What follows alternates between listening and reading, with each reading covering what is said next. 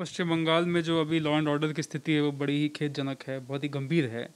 और ये कहना गलत नहीं होगा कि वैसे ही हालात हैं जैसे दिल्ली में 1984 के बाद हुए थे, दंगे हुए थे, और जैसा कि 1990 में जो कश्मीर में घटा था। तो ये जो है उन घटनाओं की पुनरावृत्ति है। तो मैंने भी एक छोटी सी पहल की है, कोशिश की। आज ही मैंने जो माननीय न्यायाधीश हैं हमारे सुप्रीम कोर्ट के मुख्य न्यायाधीश, उन्हें एक चिट्ठी लिखी है कि इस बात का संज्ञान लें, और एक सुओ मोटो जो है, एक पिटिशन जो है वो फाइल हुए सुप्रीम कोर्ट की तरफ से इस चीज़ को देखते हुए, क्योंकि जैसा कि आपने कहा, पश्चिम बंगाल एक बहुत बड़ा राज्य है, और इतने छोटे समय में जब तक सुप्रीम कोर्ट स्टेप इन नहीं करेगा तब तक वहाँ की law and order situation restore नहीं हो सकती। प्रशासन पूरी तरीके से जो है वो एक जो वोट बैंक है ममता बनर्जी का, जो वहाँ के मुख्यमंत्री का, वो वोट बैंक को ही मतलब जो है खुश करने में और उसके अपीजमेंट में लगा हुआ है। मुस्लिम समाज के लोग हैं, आज एक मुस्लिम कार्यकर्ता है भारतीय जनता पार्टी के, उसके भाई पे भी हमला हो गया। तो अब जो है, कहने का मतलब है, अब ये संप्रदाय से भी आगे जा चुका है। अब ये इस तरीके का विषय बन चुका है कि अगर आपको बंगाल में रहना है तो आपको तृणमूल को सपोर्ट करना पड़ेगा, समर्थन देना पड़ेगा। अगर आप बंगाल में जय श्री राम का नारा लगाते हैं, या बंगाल में आप जो है भारतीय जनता पार्टी की बात करते हैं, तो आप चाहे किसी भी संप्रदाय से हों, आप जो है पुलिस के टारगेट में रहेंगे वहाँ पे। तो जितने बुद्धिजीवी हैं, चाहे आपके बड़े बड़े एक्टर्स हैं, मैं नाम नहीं लेना चाहूँगा, बड़े बड़े पत्रकार हैं जो रोते हैं, आज उनके एजेंडा में ये सब फिट नहीं हो रहा। एक मुसलमान जो भारतीय जनता पार्टी का समर्थन करता है, उसके भी अधिकार उतने ही है भारत देश में जितने बाकी लोगों के समान अधिकार हैं। तो उनके मौलिक अधिकारों की इन्हें हमेशा चिंता रहती है। लेकिन जो एक मुस्लिम वर्ग से आता है, जो भारतीय जनता पार्टी का समर्थन करता है, और वो आज इस तरीके के स्टेट स्पॉन्सर्ड जो एक प्रोग्राम हुआ है, जो टेररिज्म है स्टेट स्पॉन्सर्ड बंगाल के अंदर, उसका अगर वो विक्टिम है, उसके लिए लोग कुछ नहीं बोलने वाले।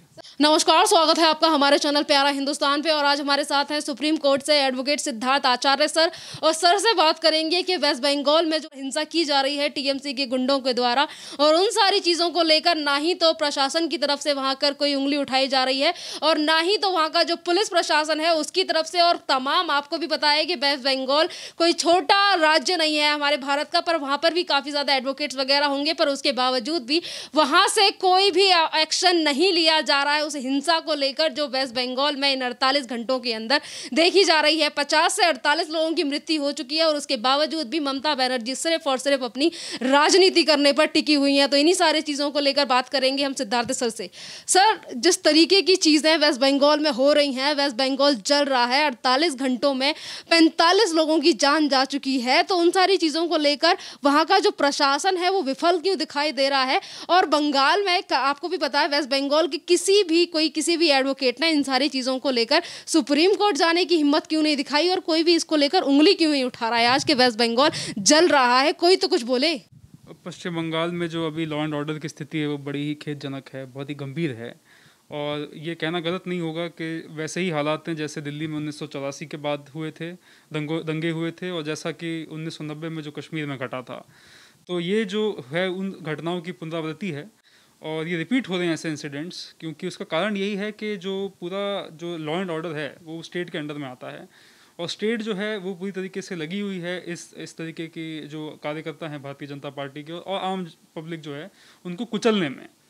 क्योंकि एक तरीके से आप देखेंगे कि इन चुनावों में भारतीय जनता पार्टी का जो वोट बैंक है वो काफ़ी मजबूत हुआ। भारतीय जनता पार्टी भले ही नंबर 2 पार्टी रही राज्य के अंदर, लेकिन एक बड़ा तबका है उसने बाहर आके भारतीय जनता पार्टी के लिए वोट किया। ममता बनर्जी अपना चुनाव हार गई नंदीग्राम से। तो उस चीज़ को लेकर बहुत ही रिजेंटमेंट है टीएमसी कार्यकर्ताओं में, और साथ साथ में टीएमसी कार्यकर्ताओं के मैं ये कहना चाहूँगा, और ये बहुत ज़रूरी है लोगों का जानना, कि जब तक पुलिस डायरेक्टली इन्वॉल्व नहीं होती, पुलिस अपनी सहमति नहीं देती इस तरीके के विषयों में, तब तक ऐसी घटनाएं नहीं हो सकती है। तो पुलिस भी कहीं ना कहीं बहुत जिम्मेदार है इस घटना के लिए। सर, सुप्रीम कोर्ट को लेकर इसमें संज्ञान लेना चाहिए, पहली बात। और यहाँ पर यह भी बात है कि हमारे देश भर में एडवोकेट हैं सुप्रीम कोर्ट से, और वेस्ट बंगाल में भी होंगे, उसके बावजूद भी वहाँ से किसी की भी हिम्मत नहीं हो रही है कि जो हिंसा वेस्ट बंगाल में हो रही है उन सारी चीज़ों को लेकर सुप्रीम कोर्ट जाए। वैसे तो हर बात को लेकर कोई ना कोई नेता, विपक्ष के भी काफ़ी सारे ऐसे नेता हैं जो हर बात को लेकर सुप्रीम कोर्ट पहुँचते हैं। आज जब वेस्ट बंगाल जल रहा है तो उसको लेकर कोई भी बड़े बड़े नेता या फिर बड़े बड़े जो एडवोकेट हैं जो राजनीति पार्टियों में भी हैं, आज वो क्यों अपना मुंह नहीं खोल रहे हैं? बड़े आप देखेंगे जो इंटेलेक्चुअल्स हैं, बड़े बड़े आपने जो बुद्धिजीवी लोग हैं, वो सब खामोश हैं इस चीज़ को लेके। और अब जो जिम्मेदारी आती है वो आम नागरिकों पे आ जाती है, जो समर्थन करते हैं वहाँ पे उन लोगों का जो जिनके साथ ये सब घटा है। तो मैंने भी एक छोटी सी पहल की है, कोशिश की। आज ही मैंने जो माननीय न्यायाधीश हैं हमारे सुप्रीम कोर्ट के मुख्य न्यायाधीश, उन्हें एक चिट्ठी लिखी है कि इस बात का संज्ञान लें, और एक सुओ मोटो जो है, एक पिटिशन जो है वो फाइल हुए सुप्रीम कोर्ट की तरफ से इस चीज़ को देखते हुए, क्योंकि जैसा कि आपने कहा पश्चिम बंगाल एक बहुत बड़ा राज्य है और इतने छोटे समय में जब तक सुप्रीम कोर्ट स्टेप इन नहीं करेगा तब तक वहाँ की law and order situation restore नहीं हो सकती। और ख़ास तौर पे उस समय में जब चुनाव अभी अभी ख़त्म हुए हैं, मुख्यमंत्री वापस वही चुन के आई हैं जिनके पास पिछले 10 साल से प्रशासन था वहाँ का।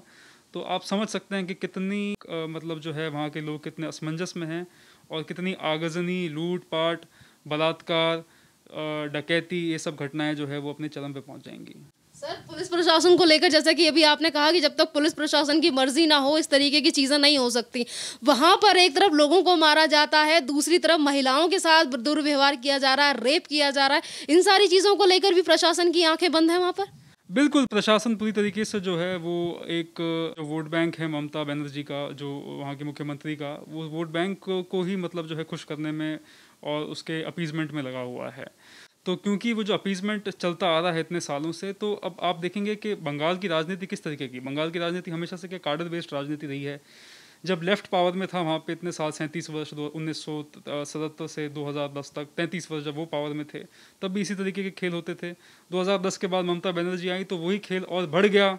साथ साथ में उसको जो है वो सहयोग मिला, जितना बांग्लादेशी जो इन्फिल्ट्रेशन हुआ है इतने सालों में उस चीज़ का। अभी भी आप देखेंगे 30 से 35% जो वोट थे वहाँ पे वो एक संप्रदाय के थे। तो अब जो वो वोट बैंक राजनीति सब कुछ जो है ये चीज़ें मिल गई है और कहीं ना कहीं लोगों में बहुत रोष है क्योंकि भारतीय जनता पार्टी अपना पैर वहाँ पे जमा रही है। अभी आपने एक संप्रदाय का नाम लिया और इसी संप्रदाय के लोग जब महिलाओं के साथ जाकर दुर्व्यवहार कर रहे हैं, वैसे तो ममता बनर्जी अपने आप को वेस्ट बंगाल की बेटी बताती हैं और जब तीसरी बार अगर वो मुख्यमंत्री चुनकर भी आई है तो क्या वो औरतों की अपनी जैसी ही बेटियों की जो बंगाल की बेटियां हैं उनकी ये दुर्दशा करने के लिए वो वापस आई थी सत्ता में? बहुत ही दुर्दांत जो हुआ है वो घटित हुआ है। अब आप देखेंगे कि जैसे कि मुस्लिम समाज के लोग हैं, आज एक मुस्लिम कार्यकर्ता है भारतीय जनता पार्टी के, उसके भाई पे भी हमला हो गया। तो अब जो है कहने का मतलब है अब ये संप्रदाय से भी आगे जा चुका है। अब ये इस तरीके का विषय बन चुका है कि अगर आपको बंगाल में रहना है तो आपको तृणमूल को सपोर्ट करना पड़ेगा, समर्थन देना पड़ेगा। अगर आप बंगाल में जय श्री राम का नारा लगाते हैं या बंगाल में आप जो है भारतीय जनता पार्टी की बात करते हैं तो आप चाहे किसी भी संप्रदाय से हों, आप जो है पुलिस के टारगेट में रहेंगे वहाँ पे। सर, ये जो बंगाल में स्थिति बनी हुई है, बंगाल जल रहा है, तमाम लोगों की जान जा रही है, आर्टिकल 356 के तहत वहाँ पर कौन कौन सी चीज़ें और हैं जो इम्प्लीमेंट करनी चाहिए इन हालातों को सुधारने के लिए? 365 जो है हमारा अनुच्छेद है, उसके अंदर राष्ट्रपति महोदय संज्ञान ले सकते हैं इस बात का। 356 में वो स्टेट इमरजेंसी डिक्लेयर कर सकते हैं। ये चीज़ें जो है, जो संवैधानिक पेचीदगियां हैं, ये देखनी बहुत ज़रूरी है। जो आज संविधान के जो रक्षक हैं हमारे देश में, जो भी संवैधानिक अधिकारी। अब आप अब मैं आपको एक उदाहरण देता हूँ। जैसे ही ममता बनर्जी चुनाव हारी नंदीग्राम से, उनका सबसे पहले वक्तव्य यही था कि इलेक्शन कमिश्नर जो हैं, चीफ इलेक्शन कमिश्नर, उन्होंने जो है वहाँ पे चुनाव अच्छी तरीके से नहीं होने दिए, वो फ्रॉड के तहत वो हारी है वहाँ पे। तो ये दिखाता है कि जितने भी संवैधानिक इंस्टीट्यूशंस हैं, अपना कॉन्स्टिट्यूशनल इंस्टीट्यूशंस हैं, उनके अंदर उनका कितना भरोसा है, कितना फेद है। तो एक तरीके से वो एक तरीके से सेल्फ प्रोक्लेम्ड एनार्किस्ट हैं, वो लॉलेसनेस में बिलीव करती हैं और ये इसी तरीके के लोग हैं जो चाहते हैं कि असमंजस की स्थिति बनी रहे और उसी का ये लोग क्या है फ़ायदा उठाते हैं सत्ता पे राज करने के लिए। सर, गृह मंत्रालय की तरफ से भी नोटिस दिया गया है वेस्ट बंगाल को कि ये जितनी भी चीज़ें वेस्ट बंगाल में हो रही हैं इसके ऊपर रिपोर्ट सौंपी जाए गृह मंत्रालय को। मैं एक बात फिर यही कहूँगा आपसे कि अभी केंद्र सरकार इस विषय में बहुत ज़्यादा नहीं कुछ कर सकती है। इस विषय के अंदर जो है अगर इस चीज़ का संज्ञान लेने की ज़रूरत है, सबसे ज़्यादा आवश्यकता है तो उन्हीं लोगों की है जिनके ऊपर जिनके कंधे पे ये जिम्मेदारी है कि उन्हें संविधान की रक्षा करनी है। और हाल फिलहाल जो है अगर आप देखेंगे तो ये जिम्मेदारी बनती है सुप्रीम कोर्ट चीफ जस्टिस की, हमारे राष्ट्रपति महोदय की और हमारे प्रधानमंत्री की, कि वो इसमें हस्तक्षेप करें जल्द से जल्द और इसके अंदर उचित कार्रवाई की जाए। तमाम ऐसे लोग थे जो ममता बनर्जी के वेस्ट बंगाल में जीतने के बाद उन्हें बधाई दे रहे थे। आज जब वहाँ पर लोगों को मारा जा रहा है और यहाँ पर ये बात नहीं है कि सिर्फ विशेष धर्म की तरफ से उन्हीं लोगों को मारा जा रहा है या फिर हिंदुओं को मारा जा रहा है, यहाँ पर उन लोगों को भी मारा जा रहा है सर जो कि भाजपा से ताल्लुक़ रखते हैं। अगर कोई भाजपा का कार्यकर्ता है, फिर चाहे वो हिंदू है, मुस्लिम है, क्रिश्चियन है, उसे भी मारा जा रहा है, उसकी दुकानें लूटी जा रही हैं। ये देखिए सबसे बड़ी आयरनी है सिचुएशन की और सबसे बड़ा जो एक कॉन्ट्रडिक्शन है। एक तरफ तो ये कहा जाता है कि भारतीय जनता पार्टी एक कम्युनल पार्टी है और तृणमूल कांग्रेस जो है वो एक सेक्युलर पार्टी है, लेकिन आप असल में देखेंगे तो वहाँ पे इस बार कई वर्ग के मुसलमान, क्रिश्चियन, इन सब का समर्थन था वहाँ पे भारतीय जनता पार्टी को, क्योंकि वो ममता के जो शासन के जो तरीके हैं उससे बड़े नाराज़ थे। लेकिन हो ये रहा है कि भारतीय जनता पार्टी को हमेशा एक तरीके से कम्युनल पार्टी पेंट करने की कोशिश होती है, और हो ये रहा है कि वहाँ पे जितने भी लोग हैं, चाहे वो मुस्लिम तबके से भी आते हैं जो समर्थन करते हैं भारतीय जनता पार्टी का, वो भी आज टारगेट बन चुके हैं। आप देखेंगे, और जितने बुद्धिजीवी हैं, चाहे आपके बड़े बड़े एक्टर्स हैं, मैं नाम नहीं लेना चाहूँगा, बड़े बड़े पत्रकार हैं जो रोते हैं, आज उनके एजेंडा में ये सब फिट नहीं हो रहा। एक मुसलमान जो भारतीय जनता पार्टी का समर्थन करता है, उसके भी अधिकार उतने ही हैं भारत देश में जितने बाकी लोगों के समान अधिकार हैं। तो उनके मौलिक अधिकारों की इन्हें हमेशा चिंता रहती है। लेकिन जो एक मुस्लिम वर्ग से आता है, जो भारतीय जनता पार्टी का समर्थन करता है, और वो आज इस तरीके के स्टेट स्पॉन्सर्ड जो एक प्रोग्राम हुआ है, जो टेररिज्म है स्टेट स्पॉन्सर्ड बंगाल के अंदर, उसका अगर वो विक्टिम है, उसके लिए लोग कुछ नहीं बोलने वाले। सर, ये जो हिंसा वेस्ट बंगाल में हो रही है, क्या इन्हीं सारी चीज़ों की चेतावनी दे रही थी ममता बनर्जी जब रैलियां हो रही थी और ये कह रही थी कि आऊँगी तो मैं ही और आएगी तो बंगाल की बेटी ही, तब मैं देखूंगी, और सेंट्रल एजेंसियां चली जाएंगी, फिर सारी सिचुएशन हमारे हाथ में होगी। हाथ में लेने का मतलब यही कह रही थी कि अब वो कि बंगाल में जो लोग मुझे सपोर्ट नहीं करते उनको मौत के घाट उतरना पड़ेगा। ये पूरी तरीके से साफ है, क्योंकि अगर आप देखेंगे, जो आपने बात कही वो एकदम सटीक बात है, क्योंकि जिस दिन वो चुनाव हारी उसी दिन शाम को शुभेंदु अधिकारी पे हमला हुआ था।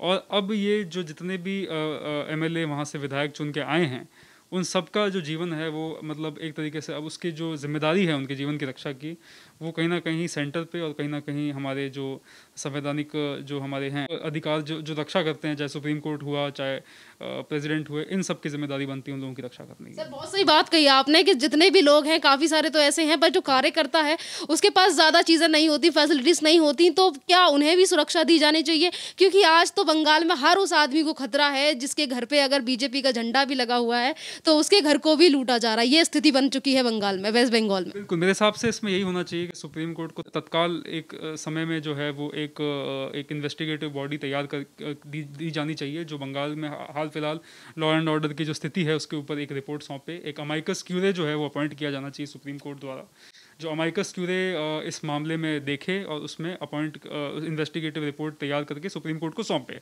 उस बेसिस पे अगर सुप्रीम कोर्ट को लगता है कि समय आ गया है जहाँ पे बंगाल सरकार की कार्रवाई को रोक देना चाहिए, मेरे हिसाब से माननीय राष्ट्रपति महोदय को जो भी संवैधानिक अधिकार हैं उनके अंदर आते हैं, उसका उपयोग करना चाहिए। सर, यहाँ पर जो हालात वेस्ट बंगाल में बने हुए हैं, तमाम लोग ऐसे हैं जो ये कह रहे हैं कि राष्ट्रपति शासन लग जाना चाहिए वेस्ट बंगाल में और ममता बनर्जी को राजनीति छोड़ देनी चाहिए, क्योंकि ये राजनीति नहीं है, ये हिंसा करवाने वाली हो गई हैं अब।